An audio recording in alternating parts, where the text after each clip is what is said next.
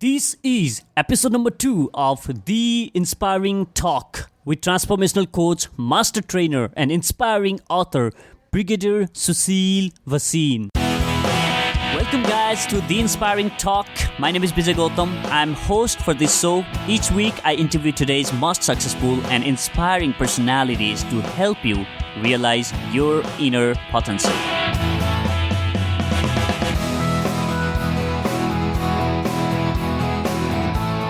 I'm super excited for my guest today, guys. He's an ex-army brigadier turned master trader, author of the book Design Your Life, and empowering educator.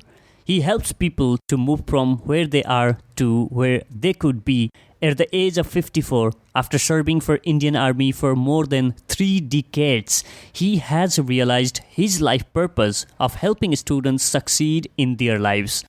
His book, Design Your Life, is out on the market and has been featured in Times of India, Hindustan Times, Indian Express, among others. He is one of the best trainers out there with his expertise in outdoor and experiential learning. And his clients include companies like Tata, indicom, JP Morgan, Microsoft, among others, and has successfully completed hundreds of training programs for companies like these.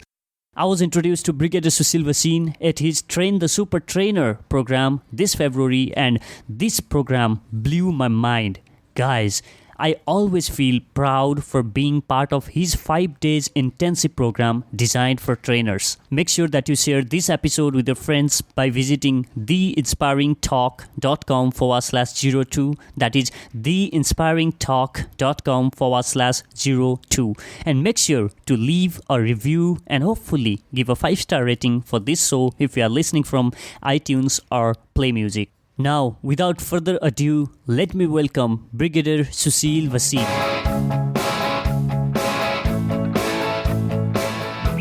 Welcome back, guys. I'm super excited for this one. Brigaider Sushil Bhasin, thank you very much for being on the show. Oh, it's really, really nice of you, Bijay. I'm too happy to be here too. We have met for the first time on December last year at one of your programs, Train the Super Trainer. And that was one of the best decisions I have taken in 2017, apart from starting this podcast. When I had this idea of starting this podcast, you are among those first few people that came into my mind whom I thought I should bring on the show. And you are making it possible. Thank you very much for that. Oh, you're welcome. And you don't know what a pleasure it is for me to be here. Bijay, you will understand that for a trainer, there is nothing more inspiring, nothing at all more inspiring and satisfying than to see his students derive value and then build it up. A lot of people derive value and leave it and waste it. But you are harnessing it and you are making that wonderful and effective use of it. And that is the greatest source of satisfaction for me. I'm flattered. Thank you very much for that. So you had been in army for almost 40 years, if I'm not wrong. 34 years, yeah. 34 years. So you had been in army for 34 years. I just want to know a little story about the turning point in your life where you decided to quit such a rewarding job at army and take up your passion in education. Please take us there. Tell us that little story. What moved within you and what was that turning point that you decided to quit your rewarding job at army? Okay, Bijay, this actually is the story of my life. And I was wondering whether I should talk about it here or not, because it is there on my website, it is there on my book, everywhere it is there. So, people who hear it may say, heard it enough. Okay, but still. Still, I'll tell you. It was that one little incident where I was asked to be the chairman of an army school. And that was not my job. That was extra regimental employment, a welfare-oriented extra job given to you away from your profession. And it was just that one little talk by my boss, General Mahanti, who said that, Sushil, look here, there are 2,000 students in the school and their career is being neglected because there's no principal there. And most parents are very unhappy. And many students have already left our school and taken admissions elsewhere, which is not a good sign. So can you do something about it? And I told them at that point of time, sir, I am not an educationist. And after I passed out from my school, I don't know what a school looks like. But all the same, I'll put my effort. And Bijay, then this thought that I have got two children and I am so concerned about their future. How can I let 2,000 children's life be neglected? And I decided, I said, if I have to do this job, I will do it very well. So I got into knowing what education is. I got to the teachers. I told them what I wanted. And then the Hindi newspaper in Bareilly one day says, Army school mein tufan aaya. And they describe that this brigadier has come and he's really moving things. And 6 months later, the school was different. It was very different. We started getting people back from the, those who had left, they started coming back. We had 20% vacancies of civilians. And when I went, if I remember correctly, not even 3 or 4% of the civilian vacancies were filled. Okay.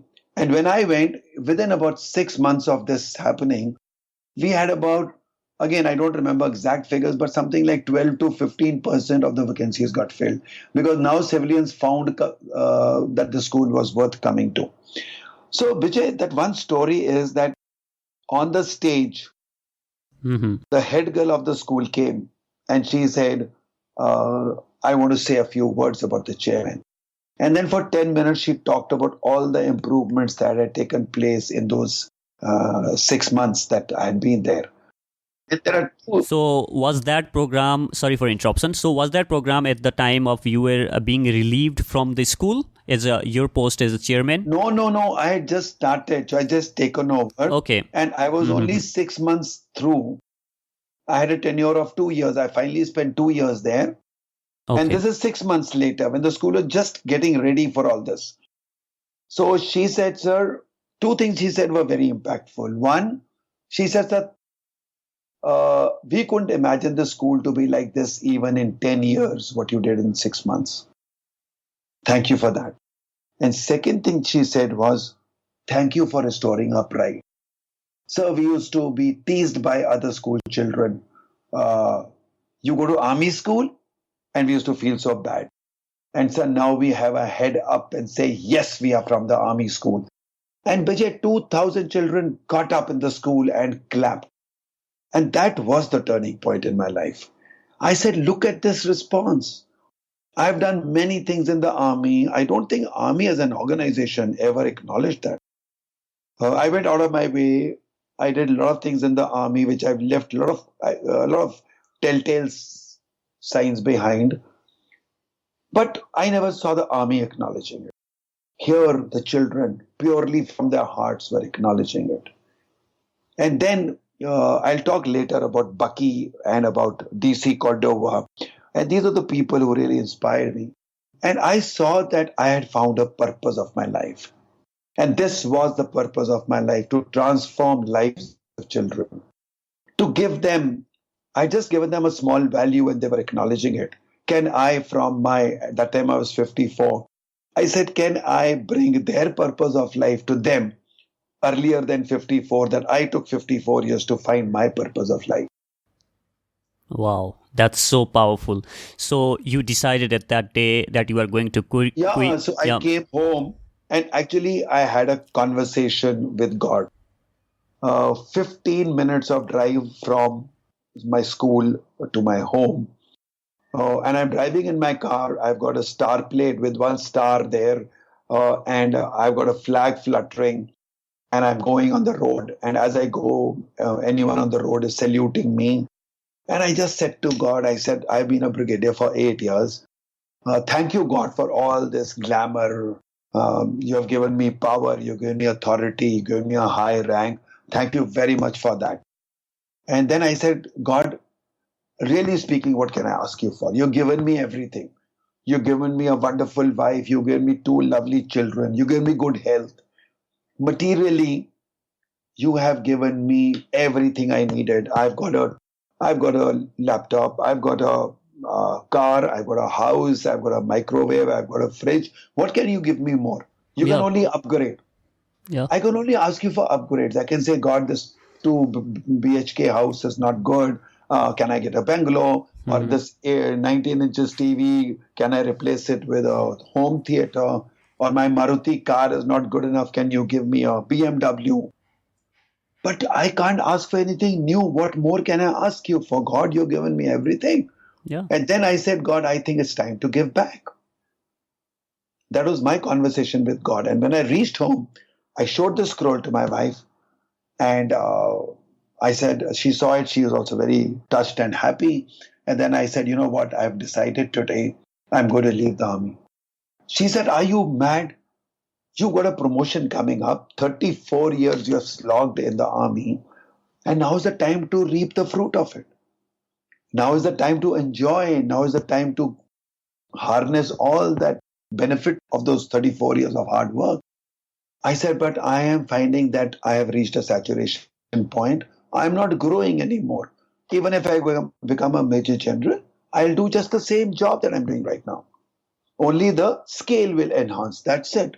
If I'm doing contracts worth X amount, I'll do worth 3x amount, 5x amount, I don't know. But but they will still remain the same contracts. I'm not enjoying it. And then I also said something to myself. Why should I continue doing something in my life that I'm not enjoying anymore? I have no regrets. Army was wonderful. I've never complained. Army gave me everything, and today whatever I'm doing, it's doing because of the what I learned in the army. And I'm very grateful, and I love that organization. But all the same, I thought that there was nothing more to contribute to it. I'd done what I could, and there was a time for me to move on to see other avenues in life.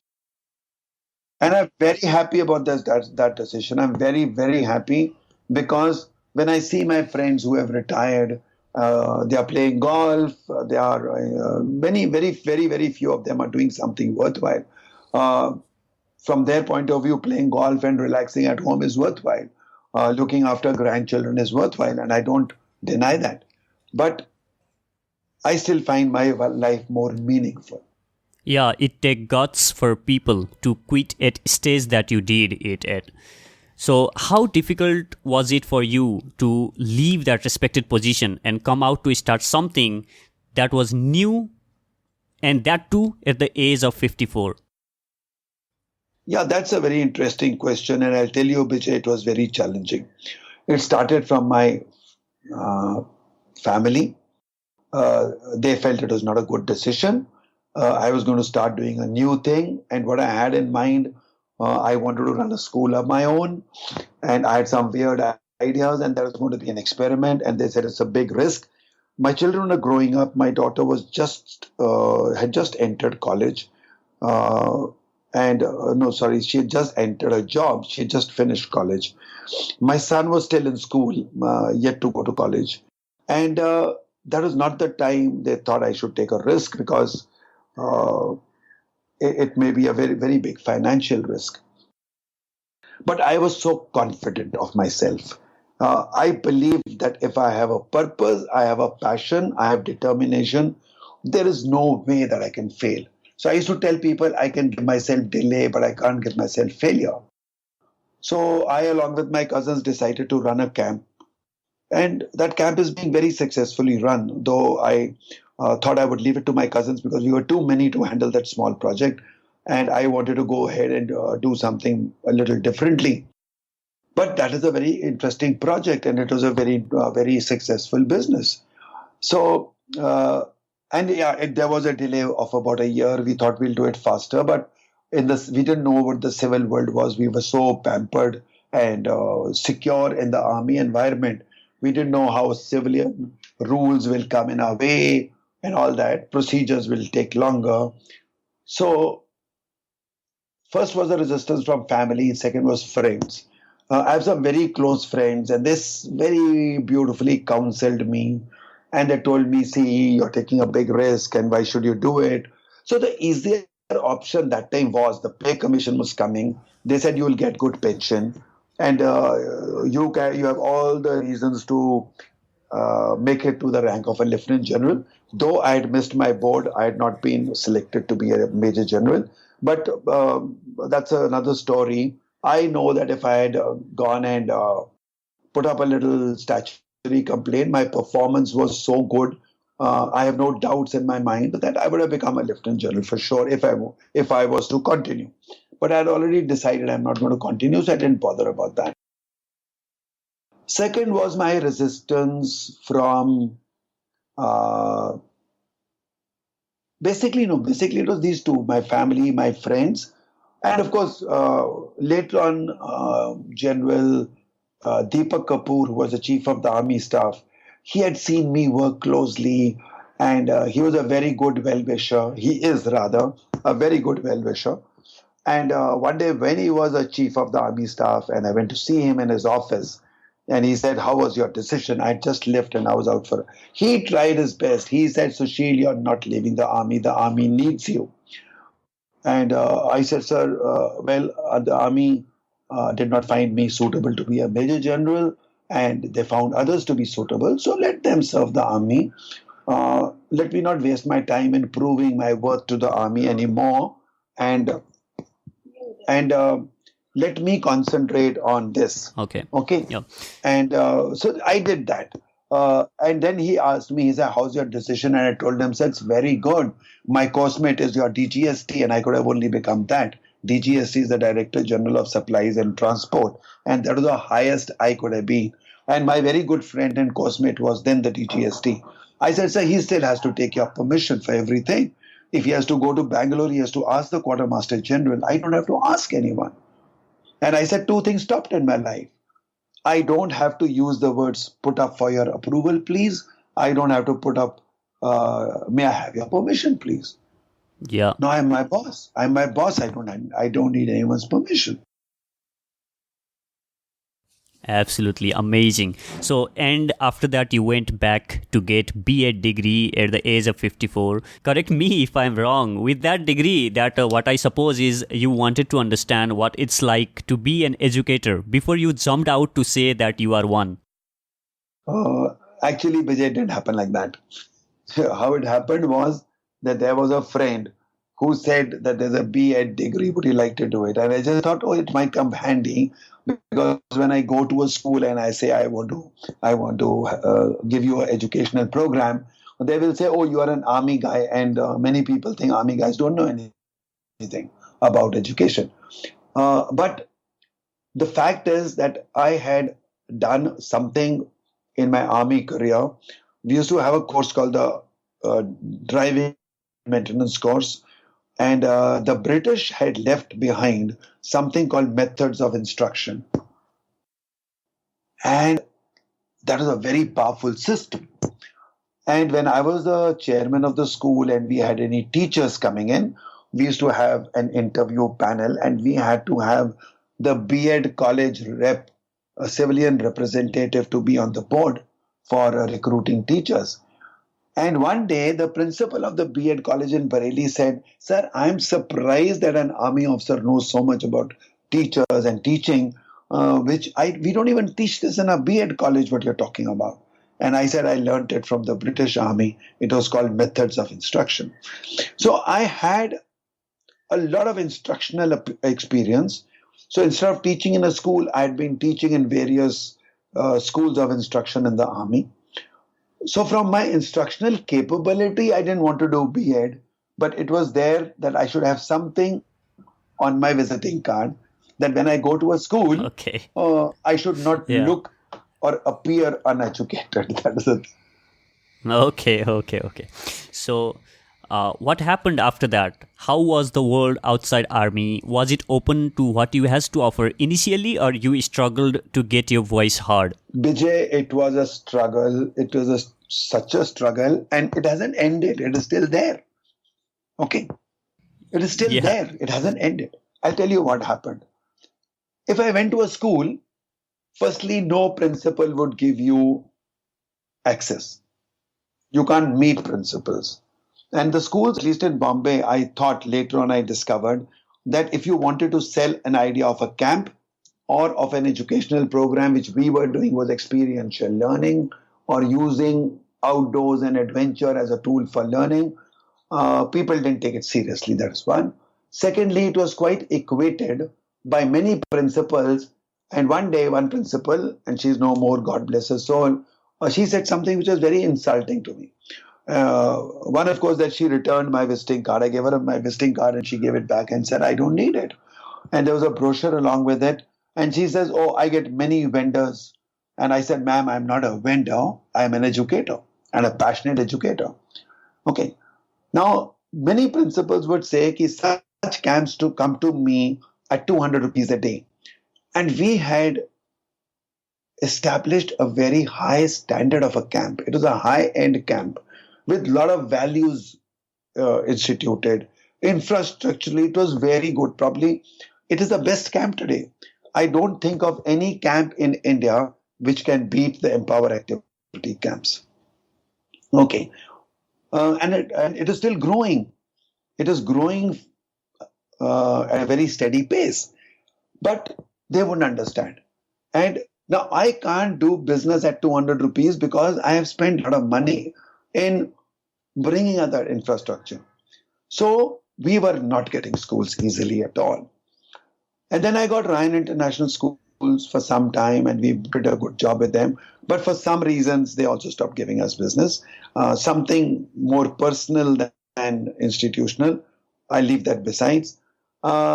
Even today, if I am now doing a very interesting program with Tapti Valley International School, it's thanks to Mr. Pramod, who's the trustee, who understood my vision. And because he has a vision of producing high quality human beings and not marks oriented citizens, our ideas clicked and he's given me 1 year assignment of building the faculty there.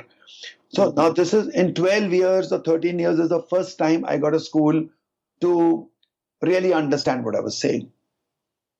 Okay, so the struggle is still there and schools still don't understand that.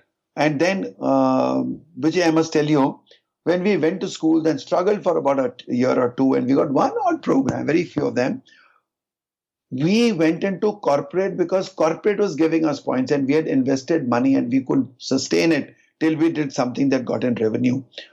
So it became corporates that became the focal point because not because of my design, but default. It had to happen. So we started doing 80% corporate training and 20%. So for me, I have always been using this expression that for bread and butter, it is corporate. But for the jam, the one I enjoy, it's still school. It's still students. When the students like my work absolutely. and the students come back to me, and that's what inspired to write my book. It is Design Your Life. It is for the students. When they come back to me 10 years later, 8 years later, there are very, very large number of students from the army school who are now married and grown up people. And when they come to you and say, you changed my life or you impacted my life, there's nothing more important to me than that. Yeah. So now you conduct hundreds of training programs every year.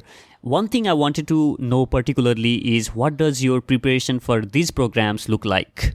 Well, I'll tell you that there are two ways of looking at it. And there's one gentleman called Tyagi. And Tyagi is the godfather of facilitation. And one day he said, how much time do you think I prepared for this workshop? And most people, including me, said 0. And he said, you're right. I have not even spent 1 minute to prepare for this workshop. But can I say another way? Mm-hmm. I have invested 40 years into this workshop. Yeah. Because what I'm teaching you is from my 40 years experience. So I'll tell you two things based on what I just told you. One is that every single program of mine is customized as per the client requirement. Mm-hmm. To the extent that yesterday I did a program with Tapti Valley International School, Mm-hmm. which was a goal-setting program for students of 9th, 10th, 11th, 12th, preparing for their board exams. And in April, I had done for the same school a goal-setting program for the teachers. Now, there is a workbook for both of them. You'll see they are very different. So even for the same client, a program is designed according to the requirements of the program. And for me, the focus is desired outcome. My program is supposed to be a transformational program. It must transform people. So when you want to do transformation, it is something like your GPS. Do you know your destination? If I don't put the destination, my GPS can't show me a direction. There are two things. I must know my start point. I must know my destination. Mm-hmm. So I ask for these two things from a client. Where are the people right now? At what level have they reached? And where do you want to take me? Want me to take them? So it's entirely the GPS. I'm going to be the GPS. I'm going to give you a direction to move from where you are to where you want to be. And my specialty is I'll take you further to where you can be. You don't even know that. I think that's very important for a trainer to understand needs of his clients or the person he is teaching, because if you don't know their level, then you cannot add value to what they should learn from you. Yeah, that's right. That's true. In fact, to all trainers, and you know it very well in my Train the Super Trainer program, it is these qualities of trainers that I'm trying to imbibe. See, I'm not so worried about teaching them the normal thing that any Train the Trainer program teaches them. I'm trying to give them those values that I find are the most important values. I call them critical values. Yeah, I myself have learned a lot from your Train the Super Trainers program. It was a game changer for me. Thank you so much for acknowledging that. Yeah, you absolutely on that. Let's talk about your book, Design Your Life. So can you please share with my audience what is your book, Design Your Life, about, and who must read it? Okay, so see, when I wrote this book, firstly, of course, I said what made me write this book. It was my love for my children, and really speaking, their love for me, which I got in return. So I told you when I started getting feedback from people who found my program very useful, and sometimes like I was chatting on Facebook at night, and 2 o'clock, after midnight, I find a girl saying hi, sir, and I said, oh, what are you doing at 2 o'clock? And she said, I'm in USA. My husband is here. I've just got married. And then she said, sir, I just saw you and I wanted to say hi. I said, well, what made you say hi to me? So she said, the 3 days that I spent in your camp 5 years back were the best 3 days of my life. So I said, after 5 years, you are saying that, what makes you remember those 3 days? So Bijay, what she said is so inspiring, and that made me write this book. The story is like this. When I said, if these people who have experienced me are finding it useful, can I reach out to millions of people through this book? And that is why the purpose of that book is to reach out to millions. And that is why I've been doing some work of even presenting these books to schools and libraries, where earning out of the book is not the question. I want to see how many people read it. I want more and more people to read my book than to buy my book. Because if I give it to a library, then one book gets read by many people. Okay, the point you asked me, let me come to that question. This book, if my focus, it looked at a child in class 10.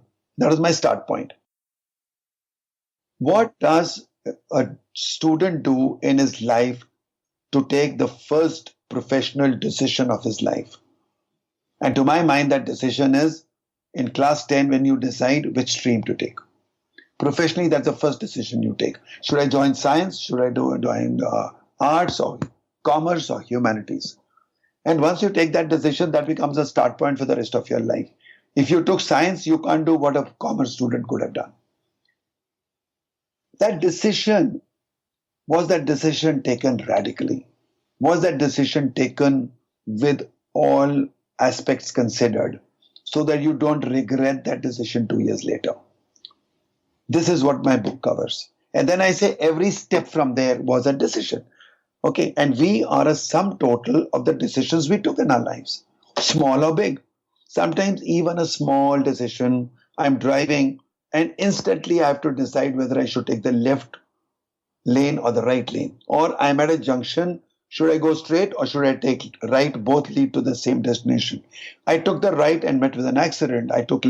So I say if I had taken the lift, I wouldn't have met with an accident. So even that decision has made an impact in my life. And I can't predict them. But can I equip myself to do something about it? And this book talks about how to take those decisions, number one, how to cope up with the decisions that you took did not work for you, the recourse. And that is where this book is not only meant for students, also meant for. So some people at 40 have found my book useful because my book questions, are you happy doing what you're doing? Are you living your passion? If you're not enjoying what you love doing, you're not living your life fully. So if you want to live your life fully, convert your passion into your profession. So when I tell a student, I tell them this. But when I tell an adult in a corporate training program, I tell them, if you couldn't marry the girl you loved, please start loving the girl you married. So start loving your profession. Yeah. Start loving your profession. And if you can't love your profession, please divorce it. Yeah. And find another option. So that is what this book talks about. So it is, I have a quote, and that quote is my prayer. And the prayer is, oh God, give me the capability of facing the consequences of the decisions I take. It's not a bad decision. It is your capability of coping up with a bad decision or handling it. So this book is all about inspiring people to lead a life which is their choice and how to shape it the way they want to. And I say everyone is 100% responsible for his life. That is the quotation from Jack Canfield, which I learned in 2005. One of his principles of success is you are 100% responsible for your life. And I heard it first time in 2005. I've practiced it and I found it so true. It's true in everyone's case. Nobody else is responsible for your life. You yourself are. So I built that up in this and said, if you are 100% responsible in your life, please design your life your way. Yeah. That is it. That is the book about. Yeah, that's so powerful. So in your book, Design Your Life, by the way, guys, make sure you pick it up. It's a great read and has got some awesome insights on it. I have added the link for the book on show notes at theinspiringtalk.com/02. So in your book, you talk about knowing yourself. Why do you think it is important for one to know themselves in order to reach that level of success he or she wants? That's a very, very good question, Bijay, and I'm very happy and proud of you to come out with that question. See, and a very deep question. Today I am 66 and I'm still struggling to know more about myself. We all live in a make-believe world. We start believing what people tell us about ourselves. Whether it's your parents, your teachers, they make you believe that you're so-and-so, and that becomes your identity. So in my parenting workshops, I tell people, don't be judgmental even about your children. You have no right to. And the one thing that a parent should never, never, ever tell his child is, you are not capable of doing this. Don't do that. You are not good at it. You are not an authority on that. Please let that child decide for himself. So because we have got an identity that is given to us by our parents, by our children, by our teachers, by our friends, I want you to overcome that and build an identity of yourself. And now there are instruments available, whether you do an extended disc, which I found very, very good, and I'm certified on that. Whether you use there are a lot of psychometric instruments. There are instruments like DMIT, which some of my friends use, and my TTSC students like Jogesh and Mahinder Thakur use it very effectively, and I found it very good. Those are, of course, some assistance you can take, but it is more about a deep sea dive into yourself to understand yourself. Because till you know yourself, how will you harness your potential? And most of us leave this planet not even knowing 10% of your potential. I strongly believe in that. So while you are living, as early as possible. Please understand yourself. So, your self discovery, I think, is the biggest challenge that any individual faces. And if I'm struggling that at 66, I'm helping lots of people at a younger age to identify their self and their purpose of life. And that's another thing I've learned recently in the last 3, 4 years. And I have to thank these Madam DC Cordova. For me, she's been like a godfather, godmother, whatever you call her. She's like Mother Teresa. She's like Mahatma Gandhi. She's like Nelson Mandela. She's like actually Bucky. And she is the one who introduced me to Bucky. And there's so much to learn from this lady. So I'm a great fan of hers. Not a fan, I'm a true follower of hers. And I did a program called Money and You. And I'm telling you, it's a very, very, very, very powerful program. And I learned a lot from that program. Lots. And a lot of what I'm doing today, that has the base. So studying self, I can talk. In fact, Bijay, I'm talking to you. You asked me such a powerful question. If I happen to write a book on know yourself, I think you will be in the preface. Okay. For giving me this super idea. Yeah, I mean, that's some strong topic that I myself learn a lot. And what hurts me to see is a lot of people die without realizing their potential. And what I say is, when they don't realize their potential, they are not just doing injustice not to themselves but to the world as well. We want to see the talent of the people. Yes. Please bring it out. We want as a world to see what you have got. So I also emphasize on people Bijay, to if you remember, this was a point I brought out in your STBC, in your Train the Trainer program.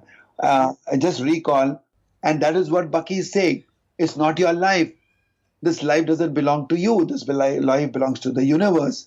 And if you are not giving out your contribution to the universe, you are harming the universe, or not letting the universe get the best out of you. yeah. And I think you are obliged to do it. It's not a favor. So therefore, by not knowing yourself, you have deprived the universe, Yeah. and you have no business to do that. Yeah, that's so powerful. That's powerful stuff. So, you have always emphasized in role of mentors in one's success, be it getting in shape, writing a book, or grow your business. Why having a mentor can do wonders in one's life? You can give examples that you could think of. My God, that's another very, very interesting. I know how you have been able to identify such wonderful questions, Bijay. Compliments to you for that. Thank you very much. Thank you. See, the first time I understood the importance of a coach or a mentor was when I did Tony Robbins' workshop or program. I did 2 of his programs. One was in Singapore in 2015, and then that was in May. And the same October, I did another program of his where I went all the way to Sydney. And a lot of people said, "Are you crazy doing all this?" And incidentally, I've invested close to 15 to 20 lakhs of rupees in my personal development after leaving the army. So I am crazy. I go into his program. I went all the way to Australia to do this program. And what he taught us there, it was actually from a golf lesson. And because I am a golfer, I understood it very well. He said that if I go and hit 100 balls every day, I'm not going to improve as a golfer, because I'm going to be practicing and hard working on the same mistakes that I'm making. And I cannot see my fault because there's no mirror there. Now, if I have a coach standing in front of me and he just tells me a very small little thing, and he says, "You are not concentrating on the ball. Your eyes are getting off the ball. That is the reason why you're not hitting well." And then I just concentrate on getting my focus on the ball. I find my ball's going right. Now, if I didn't have a mentor to tell me that, I would have continued on and not even knowing that I'm making a mistake. So he is the world's #1 motivational speaker, business trainer, whatever you say. And again, I get very inspired by him. I've done all his programs. I've read all his books. I have watched more than 200 of his videos. He is so powerful in saying all this, and that power has come into me. I've imbibed it from him. And he, being at that level, has 6 coaches for himself. He's got a financial coach. He's got a physical fitness coach. We happen to go through some coaching of his in our UPW, which is Unleash the Power Within. It is wonderful. It was wonderful. So I understood there very well that if Tony Robbins needs a coach, why don't I need a coach? Yeah. And I must tell you another story, and that is about my book. In Tony Robbins' workshop in Singapore, he had a few more speakers coming for short workshops. And Jerry Robert came and talked about a book. And he said, how many of you wanted to write a book and didn't write it? And I was one among the many who raised their hand. And he says, how long has it been that you wanted to write a book? And I said, almost 15 years. Then why did you write it? So I said, who will read my book? And I write an essay, and I made so many mistakes. I don't know how many mistakes will be there in my book. And I don't even know what to write on and things like that. So after he heard all of us say all things, he said, the problem is you want to write a perfect book. Why don't you start with your first imperfect book? So I always see, and a lot of people ask me, why do you say this? So I say, my first imperfect book is published because I got inspired to say, hey, you can write an imperfect book, let me write one. Now, I got down to it, and he also said you must announce your commitment to a good friend or somebody. I went to Facebook in May 2015, and I said, I'm going to write a book by 31st December. I'm a great fan of Brian Tracy. I set a goal according to what he had taught us. And my goal for 31st December, without calculating anything, without going into details, I just set a goal. December 2015, I will write my goal, my book. So that was kind of decision that your emotional brain was making. Maybe, that was not coming from your rational part of the brain, but you were maybe overwhelmed with the emotions that, you wanted to write a book. So, yeah. Absolutely. So, coming to that, I made this commitment, and December I had to write this book. Somewhere in the month of November, one day casually my wife asked me, what happened to the book that you were writing? I said, yeah, it's all done. He said, where is it? I haven't seen you writing it. I said, it's all in my mind. It's all in my mind. So she said, no, the book is not to be written in the mind. It has to be written on paper. And I said, that I'm still to start. And that book was never written. And then it carried on, and I got busy with other assignments and challenges, and the book was not written. In May 2015, I come across this wonderful guy called Satish Purohit. And he did a similar workshop like what Jerry Robert did. And I got inspired, and I remembered that Jerry Robert had said this, and I couldn't do it. And I realized that if I have a coach who will do it. And Satish Purohit said, if you join my program, I'll make sure that your book is published. So then I called him home. We had a chat, and I took a decision. And I knew that decision would not be welcome from my wife because she had already faced it that you say something, you don't do it. You will spend money and you will not do it. So without telling my wife, and I asked her, she didn't even ask for it, would you like an advance? And I gave him a check of 25,000 rupees as an advance so that I get committed to it and my wife doesn't influence me and sort of tell me or inspire me or convince me not to write the book. So now Satish Purohit is the one who made it possible. He would not only coach me, but he came down to calculating how many pages book and when do you want to be published, when do you want to write it. I said 31st December again. I know why we take end of year and all. I know these are the milestones. And Brian Tracy says, why are you doing that? It could be any day. Tony Robbins also says, why New Year's resolution? You can make a resolution today for the rest of the year. Your year of resolution can start today. It doesn't have to be the 1st of January. So, Srish Purohit gave me a very, very structured design. And he said you have to write 1,000 words a day. And the day my words were not written, he would just send me a SMS, sometimes just one word. So once I remember the word was commitment. Just give me a Yep. hint. It's Yeah. commitment. And you're not honoring it. And you teach commitment to people and you're not doing it. And I said, yeah, Sushil Bhasin, wake up. You are preaching this and you're not practicing it. So you have to do it. So that is the type of force that you create within yourself. So I create a boss over myself. So I have two personalities. It is my internal and my external self. So I take out myself from my internal self and say, hey, Sushil Bhasin, you have to write your book today. And then one day I told them, I said, Stish, I can't write anymore because, I'm getting stuck. There's nothing more to write. And so he said, sir, this is called the writer's block. So when you have writer's block, you tell me, I'll help you out, but you still have to write. Okay. And if you're not able to write on your book, write anything. Then he says, you go to a gym to do an exercise. Writing 1,000 words a day is building your writing muscles. So today, write on something else. Write on anything. Write a story. Okay. Write on an incident. But write your 1,000 words. So today, I tell you, Bijay, Stish Purohit has given me a lot of value. And similarly, I won't go into details, but I made another goal when the doctor told me you have to go through a knee replacement.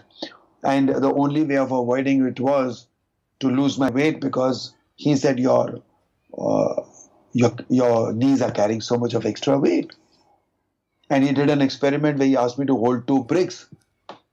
And he said, how long can you hold them? So he made me hold those bricks and I held them for 5 minutes and then another 5 minutes and 2 minutes. And then I couldn't hold them any further. And he says that this is exactly the weight your knees are carrying. You couldn't carry it for 7, 8 minutes, 10 minutes. And your knees are carrying it the whole day. Aren't you being very unfair to your knees? So I decided that come what may, I have to reduce my weight. So I went to an app called obino.com. And thanks to Ritu of obino.com, she gave me such a wonderful counselor, such a wonderful coach. And her name is Bhumika. And thanks to Bhumika, 15 kgs was lost in 5 months' time. And today I'm maintaining it. So the coach, I just told you why coach is important. Yeah, exactly. Having person who have walked through path that you would like to achieve, and having those person as mentor definitely helps you in achieving your goals faster. Most of people don't understand this early on. So we will move further. So how do you treat your failures? Does it stops you from moving forward or strengthens you? No, actually it strengthens me, and more of it is in my book. There is a chapter, there's one complete chapter called Failure as a Tool for Learning. And there's a lady called Kim Whitner who has written on my Facebook beautifully.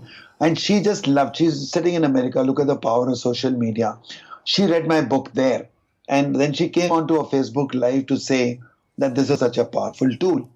And I've used it in my life whenever I failed. And again, coming back from DC Cordova and many others who say, you either succeed or you learn. It's not you succeed and fail. You never fail if you are open to treating that failure as a lesson. So I very strongly believe in that. Guys, I'm enjoying this conversation with Brigadier Sushil Bhasin, and I hope you are too. Now it's time for enlightening round. But before that, here's a small request for you.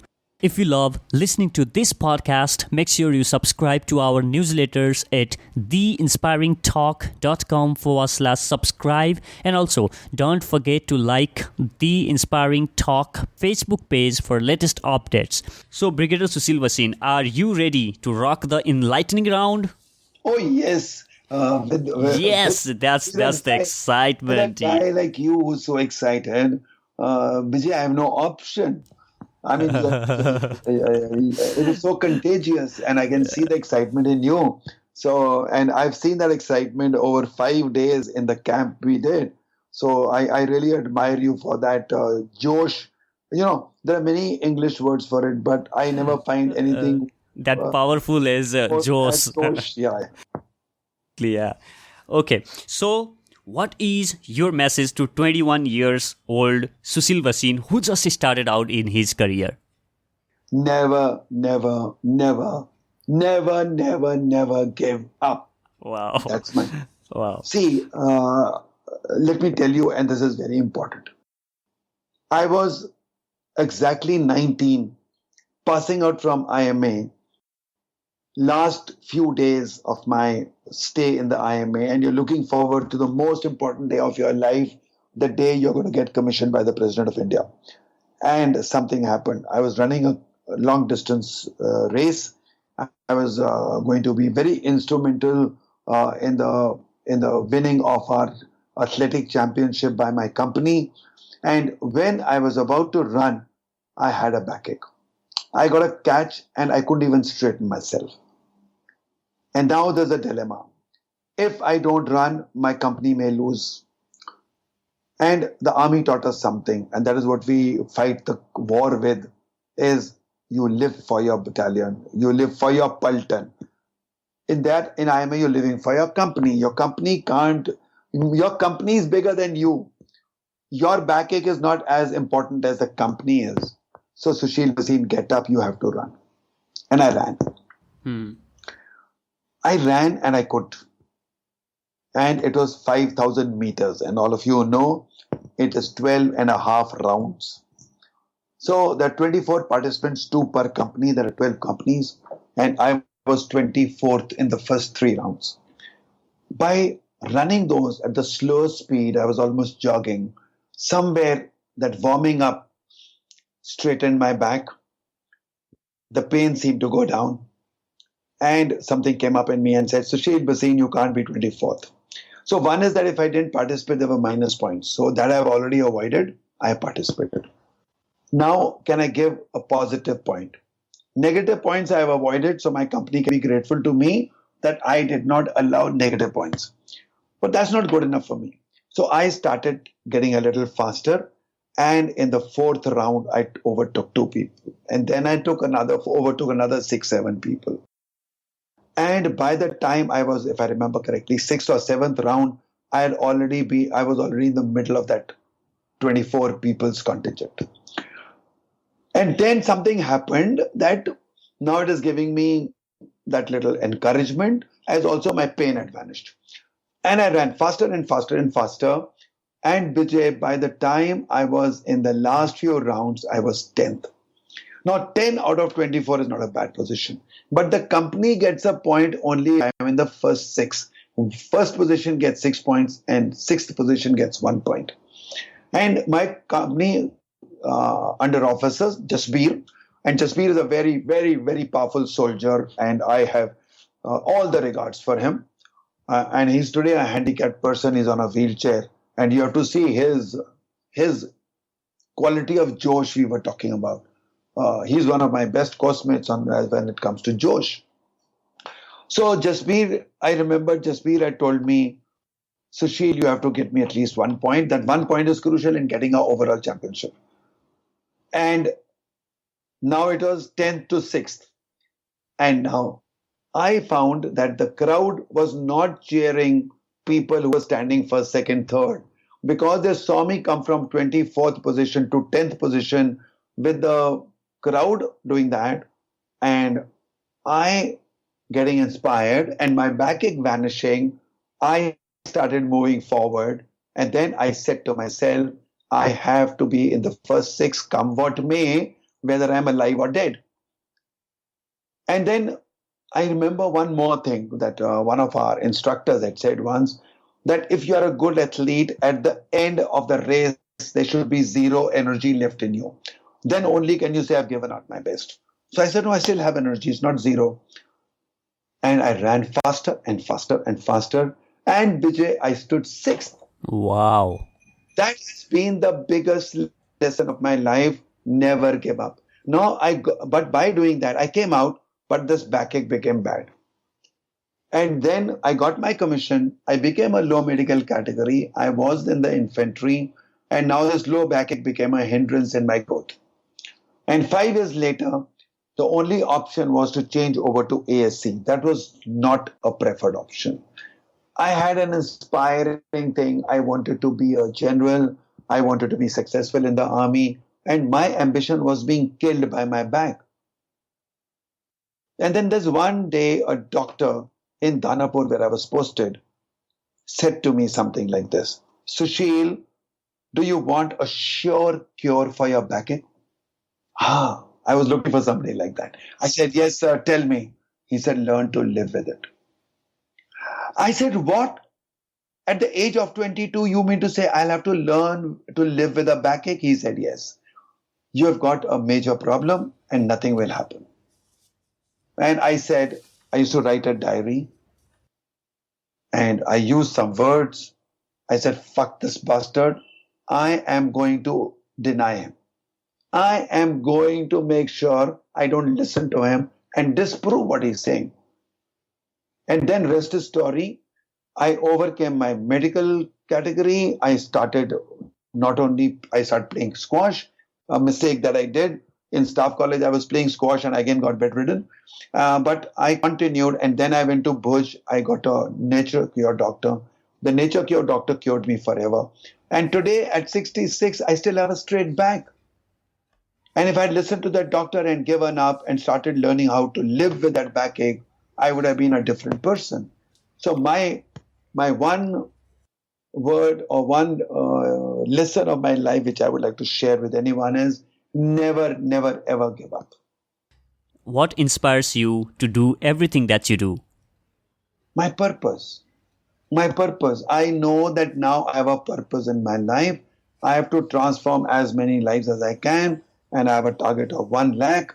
I've already, I'll say, inspired people. I don't know how many of them really produce results, but I'm counting and I have a people's counter. So how many people do I get to inspire?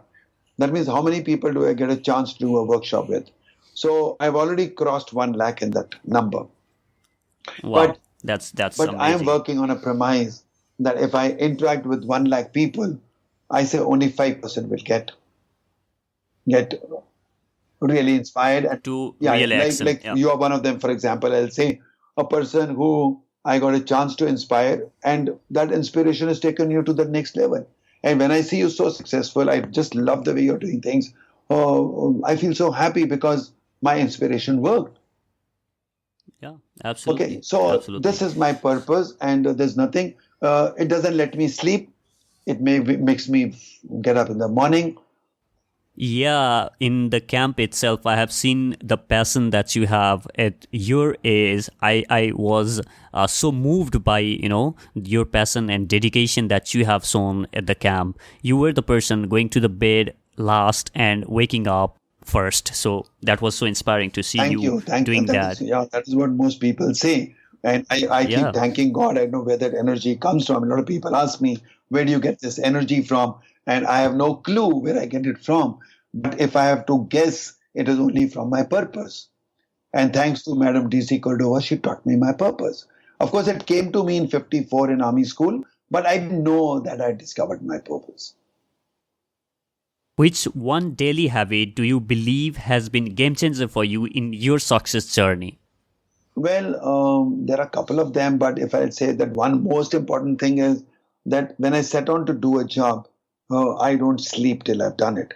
So I take a job and then I must finish it. And I don't undertake a job till I know I can put in my best. So I'll rather reject a job right in the beginning. I've rejected a lot of my training programs because I knew I'll never be able to produce results because the organization wanted it in a way that I couldn't do it. An organization says, I want a team building program for 200 people in 3 hours. And I said, I can't build a team in 3 hours. Please go to a trainer who can do that. And I'll not take on that assignment because that'll never happen. So if I know that something can't be done, I'll rather not do it. Which one book, according to you, is a must read for everyone seeking to improve their life? Design your life, of course. Yeah. Apart from your book, no, that maybe the book that has changed no, your life. that I was kidding, of course. See, there's one book There are many books, of course, and I like to read books. And I couldn't in my life read as many books as I wanted to. But anyway, one book that really inspires me, and I recommend it to almost everyone, is Ken Blanchard's Whale Done. And Whale Done is about how to inspire people below you, how to encourage them, both in your personal and professional life. And that small little book, which you can read in 3 hours, it has got a big font, it has got very few pages, a small little book, and every chapter has a personal and a professional angle. And I use every bit of that learnings in my life, and I feel it inspires everyone. So that is one book I treat as a Bible. Of course, there are many more, but I would talk about that. Yeah, I also got opportunity to have hands on that book, and that is so powerful, so powerful. So anyone who's done my program has heard about it, because that is one book I recommend to everyone. Yeah. So if you were to start this success journey all over again, what are those 3 things that you would have done differently? Oh my God, that's a very difficult question. But one that comes to my mind is just this book. See, today I feel that I am not half as well read as I should have been. And I never picked up a habit of reading in the world. So if I was to live my life again, one is I would read and read and read. And I tell all the youngsters, with the electronic media and all, reading books has gone down. I would still see or like to encourage my youngsters, read, and read. Now, if you can read a book in its normal format, because I still find even today, I don't find Kindle half as effective. I don't find reading on the laptop as good. I still feel that a hard copy of a book is the best companion that you have. But because I didn't pick up this habit early enough in life, I feel a void there, and I feel everyone should do it. Secondly is physical fitness. Although today nobody could realize it more than me. I've gone up and down in that curve. I was in a scenic school. I learned the importance of physical fitness. Yet I forgot about it in the middle. I became lazy, stopped looking after my health, and neglected my health quite a lot. So health and physical fitness is something I'll say is number 2. I would like to take a very different approach if I was to live my life again. And third is innovations. I started innovating a lot in my life later. And today, when you are in the VUCA world, where everything is volatile, uncertain, complex, and ambiguous, the only thing that will make you survive and succeed is innovations. So these are the 3 things I would see that I could have done differently if I was to live my life again. So here's the last question before we say goodbye. So the question is, consider that there's a big billboard out there seen by millions of people. And if you have to write 3 words on it, what would those 3 words be? Live life king size. Live life king size. That's very powerful. That's very powerful. Or, of course, the other message I give you, never give up. I think one of them I'll choose. Before we say goodbye, where can people find more about you and your business? Or please feel free to share your website, course, email, book, or social media. That where can people connect with you, learn more from you? So firstly, Bijay, somewhere you know your business. And as a soldier, I've never thought of business and that business word was never good for me. So I really still don't relate to business, despite my doing MMI of T. Harvaker. And his course has really made me feel that your approach to money and business has to be different, and it has changed. Anyway, my passion is so much strong that business comes to me later. Yes, to connect with me. I love people to connect with me. I like to talk to as many people as possible. So my telephone number, which is there, 9987082135. I normally attend to most phone calls. A lot of people say you should not be accessible, but I am. That is my way of life. I'm available on almost all social media. So you can be on my website, And incidentally, my website is being revamped and it'll be up very soon. And you're going to see a very dynamic website. I have a friend, Aarti Narang, who is doing a wonderful job on that. So website is brigsushilbhasin.com. And then I'm on all social media. You'll find me on Facebook, where I'm most active. I'm also active on LinkedIn, Twitter, Instagram, Quora, Google Plus, whatever, everywhere in there. So, but I would prefer to be more on Facebook, where I have two pages. There's a page of my book. There's a page of my Brig Sushil Bhasin, that is professional page. And then, of course, my account, where I have 5,000 friends and 2,000 followers. That still remains to be my foundation. So that is how I'm connected everywhere. Guys, make sure that you connect with him on Facebook and all the social media, and please let him know and let me know what you think about this episode. Brigadier Sushil Bhasin, I would like to thank you for showing us that age is just a number, and if there is strong desire to make impact in this world, you can make this happen at any age. Thank you for that, and thank you for being on the show. Thank you, Bijay. Thank you very much for this opportunity. And I feel very happy on one thing, that you're doing so well. I'm very proud of you. Number two is that thank you for this opportunity. I think a brilliant idea of your finding this podcast as a medium. And I wish you all the success. You are picking up some very good speakers. I really like that idea. And I'll help you get even more speakers there, because you are doing something which is also adding to or reinforcing my purpose. That is that we want more good to go to the planet and to the universe. And incidentally, I started spelling universe as YOUNIVERSE. Mm-hmm. So it is your universe. And thank you for all that. Thank you for this opportunity. And I'm sure with this effort, even my messages would go across to more people, and I would be very happy about that. Thank you very much. I appreciate that. Thank you very much. There you have it, guys. If you got some inspiration, if you learned something from this episode, make sure that you share it with your family and friends by visiting theinspiringtalk.com/02. There are some tweetables on show notes. Make sure you tweet them by visiting theinspiringtalk.com/02. And don't forget to tag me @Bijay Speaks and Brigadier Sushil Bhasin @Sushil Bhasin on Twitter. And to finish this, guys, age is only number. If you are willing to make impact in this world and take your life to the next level, all you need to do is start taking actions today itself and keep pushing until you get what you are set out for. I'll catch you in the next. Thank you for listening, and now go out there and create something inspiring.